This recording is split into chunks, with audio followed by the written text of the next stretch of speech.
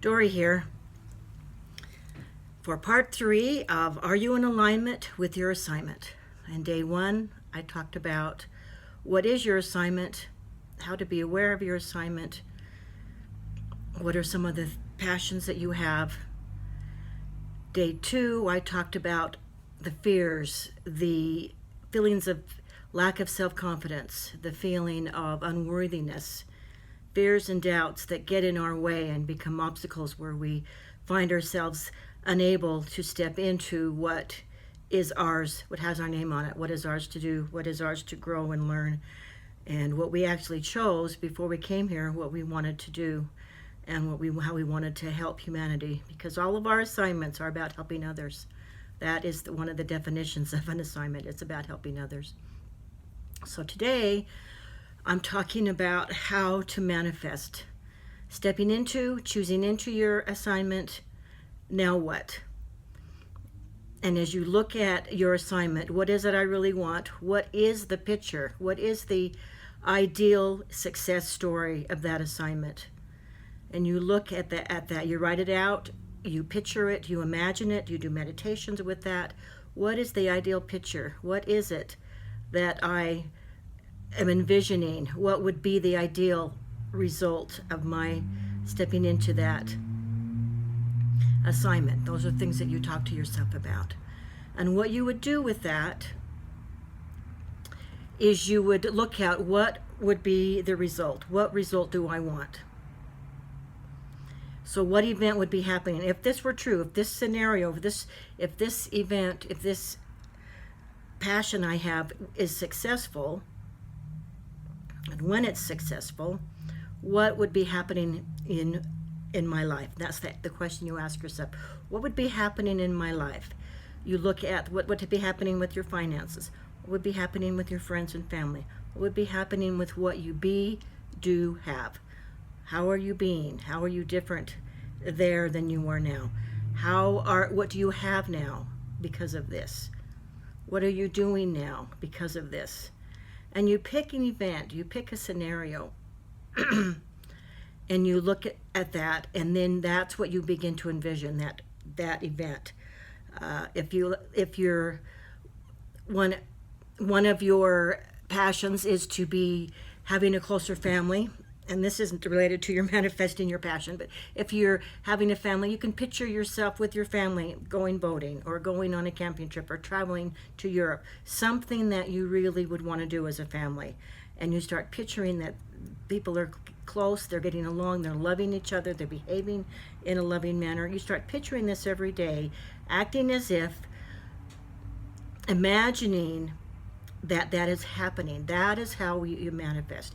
You act as if you have it now. You act as if it is here now. And you start picturing, imagining, hearing what people would be saying, seeing what they would be doing. How would you be feeling? And so right now in this moment, you take on those thoughts and those feelings of what would be happening within you if this were true. If you had this starter business you want, or if you had the promotion that you want in a company, a certain position in a company, how would you be behaving? How would you be acting? How would you be feeling? And you take on that persona right now. You take on that persona right now.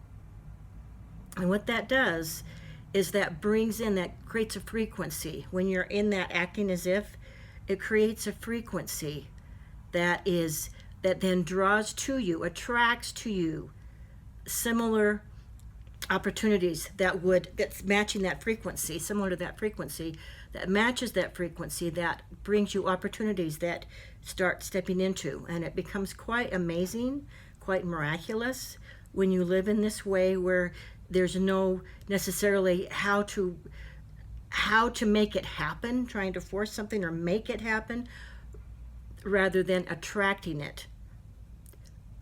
No chasing it, rather than attracting it. And then as you are in that state, as in your meditation, as you're connected to your intuition, you find yourself becoming aware of inspired actions, or you find yourself becoming aware of skills that you need to learn, or things that you need to do, maybe even going back to school, depending on what is needed. You find yourself finding those things that you need to take action on, and then as you continue to feel as if, to act as if, to think as if that is true right now, you're continuing to draw to you, like a magnet, you're drawing to you those opportunities and experiences. You find yourself having people around you, or having conversations, or meeting people, or having opportunities come up that you never would even have dreamed that they would happen. And it really is quite miraculous. And that miracle, the miracle of this, is actually normal. This is normal. And one of the things that happened when I was 18, I worked for the Forest Service, and I was up in a canyon, Mill Creek Canyon, which is in the Salt Lake area, and I loved it. I loved doing this. It was awesome to be able to work in the canyon every day. And we were building some of the campsites and putting in some steps into a campsite. And it was teenagers with a adult leader, and lifting this big stone in as a step, and lifting it up, couldn't lift it, lifting it up, couldn't lift it. And the leader, very wise, experienced leader, said, okay, I want you to take 2 fingers. So 2 fingers, not your whole hand, just 2 fingers like this, 2 fingers. And I want you to put your 2 fingers under that rock, and then I'm going to count, and at that count, you're going to lift that rock up, and you're going to place it right where it needs to be. And it was so amazing that when I did that, I couldn't feel, there was no weight, there wasn't heavy, the stone wasn't heavy. It just moved very smoothly and quickly into place. And it was so amazing. And that's when I decided that I wanted to live in that place. I wanted to live in that life of that place where those things that would happen. And I had no idea how to do that, no idea what I would do. And yet here I am today teaching it. Here I am today living that, gaining experience every day. And not necessarily living it perfectly. I get to do my learning every day in this area. But that's when I became aware that the paranormal, those things that are called paranormal, are actually normal. And when we're acting as if those things are unusual, we're not being our true self. We're not really being our true self. We as humans are so miraculous. We are amazing. Our evolution that we have, and our spiritual evolution process is so amazing. And what we can do, and what we can, with our thoughts, what we can do with our imagination.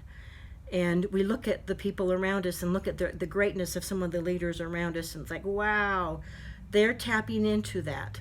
And when I was in school, it was 1976 when this was happening, and that is around the same time that quantum field began to be talked about, began to be more openly understood, or just doing the experience about the quantum field. And this was amazing to me that I look back, that was the very same time that those things were happening. And the looking at the different experiments with particles, and recognizing that 2 particles are together, and then they're apart, and then what happens with one particle, some stimulation with one particle, the other particle, even though it's very far away, is having the same experience.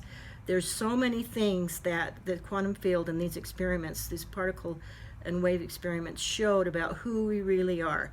I'm having a thought about a person who is far away. They call me right then they call me on the phone. And maybe I'm thinking about them because they're thinking about me calling, or maybe I'm thinking about them and then they got that signal of thought and then they decided to call. And it's so amazing. We're just amazing. Life is really amazing, and I love living in the amazement, living in the wonder, living in the awe of life, living in the gratitude of life, being in awe, being in gratitude.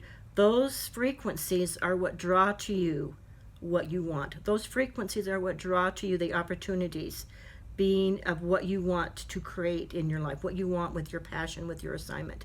Being in those lofty thoughts, being in the lofty feelings is what draws us. And so it's also about having some discipline and practicing every day. Am I thinking, what am I thinking? Am I thinking the lower frequency thoughts that are keeping me away from my passion, my assignment, what I'm here to do? Or am I thinking the higher frequency thoughts? And it becomes a practice, a habit of changing in the moment when you become aware, changing those things. And the more we practice, the sooner we're aware. And sometimes it takes a while. We realize, oh, I've been grumpy for 2 whole days. I'm changing that now. And then it gets to be, I'm grumpy for 2 whole hours. And now I'm grumpy for maybe 10 minutes, and then changing that, or 2 minutes and changing that. Nope. This space I'm in is away from what I really want, what I want to create, what I want to attract to myself. And then having that practice, that discipline of bringing in that gratitude, those frequencies. And whether it's thoughts you're thinking, whether it's thinking about your dog or your baby or flowers and trees, or whether it's playing music, there are things that you do to help uplift you, to help. And that's what we do in that practice of being in the frequency that attract. And then acting as if, having the thoughts in your mind, I am, and then whatever that assignment is, I am that right now. I am that right now. Feeling that sweetness of that. Feeling good about yourself. Feeling good about your life. Feeling good about what you're creating. Acting as if that all is right now. Now there are a lot of different YouTube videos out there. I love the YouTube videos with Neville Goddard, who taught this. Joseph Murphy's taught it. Bob Proctor has taught it. There's all kinds of people out there teaching this on the YouTube channels. And there's also books that you can be reading. And so you can acquaint yourself. You can get into that practice of the thinking and the feeling. Because thoughts create a feeling. Feelings create the actions. Actions create results. So thinking is the base, and then the feeling. And a lot of people have, well, I'm feeling this, and the thought came after. No, thoughts always come first. And that's where we have to be able to identify, what am I thinking? What am I feeling? Is this going to move me to where I want to be? Is this helping me? Is this supporting me? Now, there are moments when we have feelings of grief, we have anger, so you feel it, you express it, and then you move through it. You're not wallowing in it, you're not keeping it with you long, but you feel it. You need to be processing those, you need to be feeling, being accurate with where you are, being true to yourself, and being able to process those feelings. And there's stages of that, so sometimes we are in those stages, but yet we can, even in grief, be grateful, being grateful for if someone has passed, being grateful for what they brought to your life. You can find those gratitude in the midst of grief. You can find those gratitudes in the midst of some of these other feelings. But you want to be being true to yourself, feeling, letting it process again, moving it through, owning that feeling, and then going to that higher, lofty feeling of gratitude, of awe, of wonder. It's like being a childlike, being in the wonder, looking at a leaf, looking at plants. I look at some of the videos on YouTube with the flowers and the fish, and seeing octopus and what it's doing. There's so many amazing things that just lift us and bring us into that wonder. There's so many things that are so wonderful in our world, out in space. There's just so much that as you start looking at all the wonder and just being in that awe of like, wow, what a magnificent planet we live on, what a magnificent universe that we are in. And these people, being in awe with the amazing people that we're around. Everyday, ordinary people, but they are amazing and they are awesome. And being in awe of some of what they're creating and what they have done to overcome obstacles. So focusing on the awe, focusing on wonder, focusing on what you really want. Act as if it's now. And writing it out and thinking ahead what you want to be feeling. What would someone be saying to you? Would someone be congratulating you if you got a promotion in a job? What would they say to you? What would be happening in a loving relationship in a family setting? What would they be saying? And hearing those things in your imagination. Act as if that's happening now, and review over and over in your mind the positive. I know in my life I've had times when over and over reviewed the negative. Oh, I should have said this. I should have said that. Oh, they're so mean to me. Reviewing over and over the negative. And this is where you're turning that around. You're flipping that switch and bringing in the positive. What positive things can I be thinking about today? What positive feelings can I create? And this is the way to manifest. This is the way to manifest. And I would love to hear your comments. I would love to answer any questions that you would have in this area. I'd love to hear what your assignment is and what you're aware of with right now in your life. I would love to hear from you. And I'm so grateful to be able to talk with you. And when you want to change your story, call Dory.